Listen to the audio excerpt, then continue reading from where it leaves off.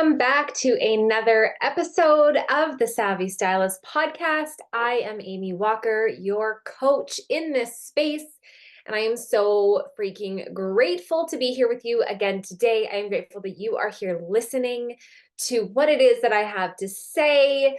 This has been something that has been on my heart to do for a long time, and I just love the concept and the idea of having a podcast that you can dive into, listen to, binge all the content, and really start to build your business behind the chair in the way that you desire to do so. So today's conversation is all about what not to do behind the chair. And I think this is really relevant because I'm having a lot of conversations online and in person with individuals about all of the things that they're doing that are not working. And I think we need to shift perspectives just a little bit. And instead of, for right now, focusing on all of the things that we're doing, I want us to focus on the things that we should not be doing, the things that are not helping you gain clients. They are not helping you fill your books. They are not helping you make money. And the only thing that a lot of this is doing is causing burnout. It's causing overwhelm. It's causing stress. It's causing anxiety. It's causing all of these reactions in our body that are very undesirable, that we really need to start looking at how to approach them in a more productive, strategic way. So I have 4 things today that I want to talk to you about that I want you to stop doing inside your business to grow your business. Okay. So this might be a little, a little backwards, not quite what you were maybe hoping for today, but I promise you that by the end of this episode, you are going to feel like, okay, that makes so much sense why this is not working for me, or why when I do ABC, I'm not getting the result that I think I should be getting. So the number one thing, and this is something, us as hairdressers, we are habitual students. I am forever a student, and I always brought that mindset. I always bring that mentality into my work. I love to learn. Here's what some of you are doing, and this is why these things are not working for you. You are spending so much time learning and not enough time implementing. So when you're enrolling in education, when you're taking the classes, the courses, the online, what hands-on, whatever education that is you're taking, maybe you're investing in business education as well. If you are not taking an equal or more amount of time to then implement the strategies and the lessons and the techniques that you learned in that class, you're doing yourself a massive disservice. What happens is we spend so much time learning, so much time reading, so much time practicing within a course, and then we just get so busy in our daily life, in our business, with our clients, that we forget to actually put into motion those things that we learned. And then we forget. So practice doesn't make perfect. I've always loved the saying, practice makes permanent. Practice makes permanent. And I'm teaching my daughter this right now. She's 8 and a competitive dancer. And we just a couple of weeks ago, she learned the whole one of her solo routines. And although competition doesn't actually start until March, she needs to start now, but she can't understand why she needs to be doing that. And this is exactly the same thing that I explained to her, is that practice makes permanent. Once you've learned something, the more that you practice and implement that thing. So for you, it might be a cutting technique, a coloring technique. It might be a business strategy, whatever it is, the sooner you start implementing and doing the thing, the more it sticks in your mind. And then it becomes permanent. And once we get to that phase of, okay, I learned the thing, I've been doing the thing, and I feel really comfortable with it, now I'm ready to build. Now I'm ready to take the next step. And so that's why it is so important that we don't over-consume education at too quick of a pace where we don't give ourselves that time to then implement the strategy behind it. I hope that that makes sense. The second thing I want to talk about was kind of what I just touched on as well, the over-consuming. There are so many of you who are wanting an online presence. And that is just the world that we live in. And I get it. The social world is where it's at. It's where everybody goes for everything they do. And so it is very smart to have an online presence as a hairdresser, as a beauty industry professional, because people are going to the internet to look for everything. And you want your work to be there, your masterpieces to be there. And that's amazing. We could go into a whole episode on social selling and how to build your brands and all of those things. Side note, stick with me till the end because I have something really fun and exciting talking about that to tell you at the end of this episode. So do not leave yet. But so many of you are spending a lot of time over consuming on social media. Now, there is a certain amount of time that we need to spend doing some market research. Okay, so there is time that we spend doing market research, asking our audience questions, figuring out what it is that they want to see. We might spend time seeing what other hairdressers are posting, how they're showing their work, what is working for them to bring more traffic in. There is a small amount of that that we need to do. But if you spend all of your time consuming, then you're not creating. Then you're not spending time. You run out of time in your day, in your life, to actually be posting, to actually be putting your work, your masterpieces, who you are out there for your dream clients to find. Does this make sense? I hope this makes sense. And we've all done it. I've been there where you find yourself at the end of the day and you're like doom scrolling, right? You get your phone and we're scrolling and we're looking at all the things. And it can be very, very time consuming. It can be very overwhelming. And it can make us very insecure because we kind of get lost in it. It makes it a bit harder when there's so much to figure out what direction we're going to go in. So we need to stop over consuming. The time that you spend consuming needs to be strategic. It needs to have a time limit, and it needs to be strategic. You need to be doing your research, paying attention to what's working, what's not working, and then figure out how to implement those things into your own business. Okay.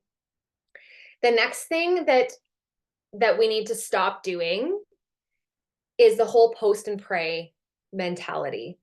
And this really plays into a lot of different factors. And I don't just mean in the social media world, because I'm a bit old school. You'll get to know this about me. I love the tried and true tactics and strategies and things that actually work really, really well for building your business, building your clientele, all of those things. Social media is one of those things. Yes. But when we are only posting and praying, we're putting up content and then we're never engaging again. We're posting it and then we're forgetting about it. We're not paying attention to what it is that we're putting on, and then we're repeating a lot of content, or we're sharing the same things, or maybe we're spending, we're sharing stuff that has nothing to do with or any relevance on the type of work that we want to attract. Okay. These are all strategies that need to be in place. But when you throw something up and then you walk away from it, you're leaving so much on the table.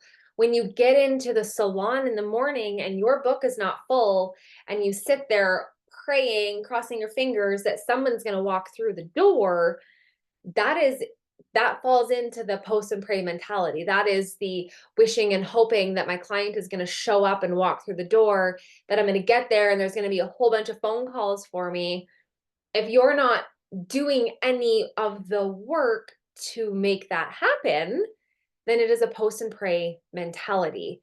And we need to stop doing that. We need to get very strategical. We need to have plans in place. We need to know who that client is that we desire to have sitting in our chair. We need to know what it is we are trying to achieve, who we want sitting in our chair, what type of hair we want to do all day long. And we need to put plans into place to be able to attract that in. Again, I got something fun to tell you at the end of this. If you're going, okay, I get it, that makes sense. Now, what do I do? How do I do it? Just pause. I got something for you, okay? The last thing we have got to stop doing in this industry, and this isn't across the board. Oh my goodness, you guys, this is maybe one of the biggest things that if I could change about this industry, I would. And it is the lone wolf mentality.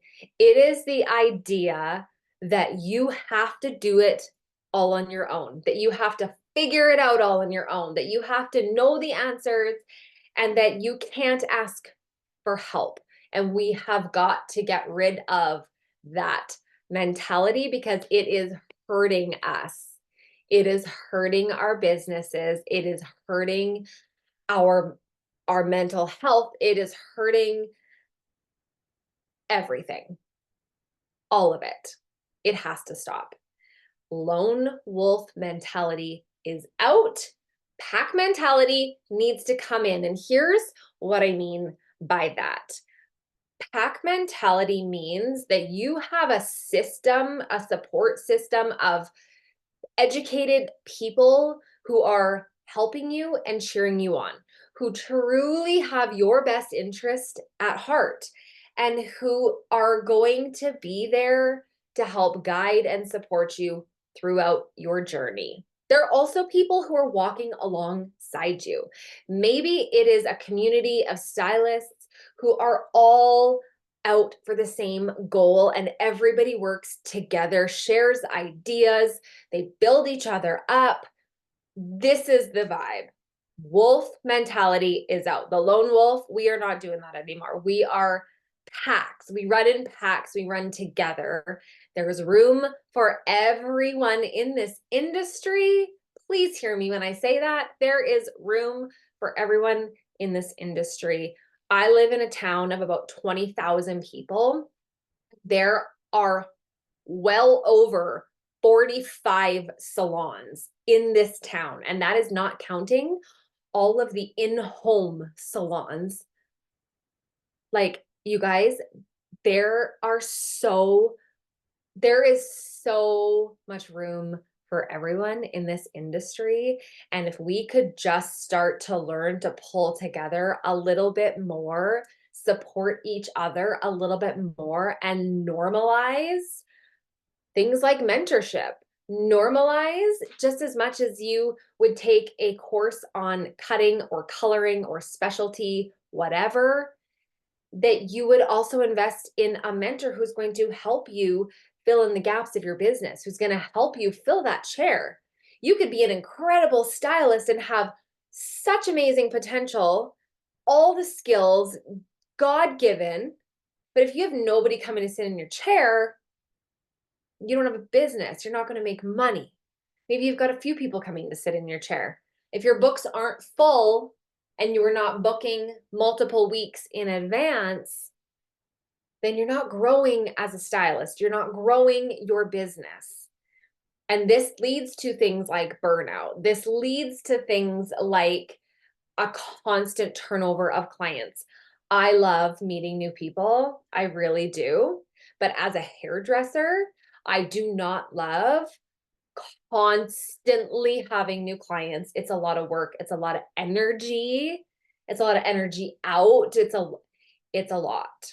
So in order to have that full schedule, that juicy bank account, that knowing consistently what money is coming in and then how to grow that money, we need to start normalizing mentorship.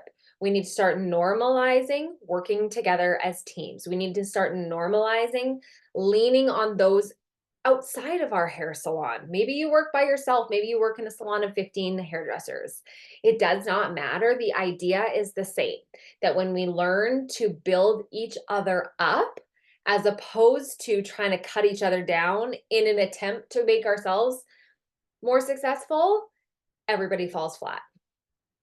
That is attempting to build success on like a palette-based foundation. It is going to crumble and fall. So one thing that I want to bring forward with the Savvy Stylist is learning how to be savvy, learning how to be very strategic about our business building, who we want to attract, what it is we desire to be doing, the kind of work that we want, the customers we want sitting in our chair, the amount of money we want to make every day, every week, every month. We can get very specific about this, and then we break it down and we figure out a goal. We need to start leaning more on education as a means to build our business. And that is not just learning how to cut and color and style hair, my friends. I told you that I had something fun to share with you, and I do. I am so excited about this, you guys. I am so excited about this. I have been in the process of sort of revamping what the soul-centric stylist looks like. And this has come from a lot of feedback from you guys, which I greatly appreciate. Honestly, I appreciate what you guys tell me you need so much, because it is literally what I base everything that I teach on around. Because it's not about me, it's about you. It's about what you need in your businesses to grow to where you want to be. So this morning, I have put together, and it isn't even live yet, you guys. It's not even live yet, but I'm going to give you all the details, and then you're going to send me a message and say, holy shit, I'm in. Give me all the details. So I am pulling together a 1-day, probably hour and a half, because I just love to give all the information, mini masterclass for you. And this is for the stylist who truly wants to unlock their success, for the stylist who wants a full book. We are going to get into the nitty-gritty details on how we attract our clients, who those clients are, where we find those clients, how we keep those clients, and how we make money. How we make money in our days, how we work smarter, not harder, how we no longer are afraid of the gaps in our schedule, because we are going to have strategies at the end of this masterclass on what to do with those gaps, how to make those gaps money makers without seeing any more clients. This is my goal for you, my wish for you, my loves, my hairdressers, my Savvy Stylist community, is that you get to a place in your business where you are making the money you desire. And I say that because it's not the same for everybody. Seeing the clients that you love to see, doing the hair you love to do, making the money without slaving behind the chair. We are going to talk about daily method of operations. We are going to go into income producing activities. It is going to be so much fun. I am so excited. This is going to be a live virtual event. One day, maybe we'll get into live in person. But for now, it is going to be a live virtual event. It is completely free. All you have to do is sign up. There is no charge for this. I am just so excited to share space with you. I would love for you to get signed up. It is just a quick sign up. It will get you into a private group on Facebook, and that is where this event is going to launch. It is where it will run. It will be live for probably about a week afterwards so that you have an opportunity to catch replays if you miss it live.